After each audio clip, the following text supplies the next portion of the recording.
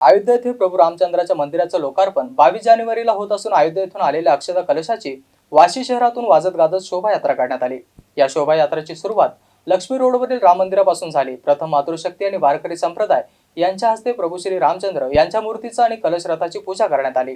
फुलांनी सजवलेल्या रथामध्ये धनुर्धारी श्रीरामाच्या मूर्तीची प्रतिमा आणि अयोध्येहून आलेल्या कलशाची प्रतिष्ठापना करून शोभायात्रेची सुरुवात झाली। ही शोभायात्रा वाशी शहरातील राम मंदिर, लक्ष्मी रोड, छत्रपती शिवाजी महाराज चौक, शिवाजी नगर, वेस हनुमान मंदिर, वर्तक चौक, विठ्ठल मंदिर, मन्मथ स्वामी मठ, काळा मारुती मंदिर मार्गे राम मंदिर येथे आरतीने सांगता झाली। या शोभायात्रेचे वाशी शहरातील प्रत्येक चौकात सुंदर आणि आकर्षक रांगोळी काढून भव्य स्वागत करण्यात आले। तसेच रथयात्रेवरती पुष्पवृष्टी करून या रथामधील राम मूर्तीचं दर्शन घेतले।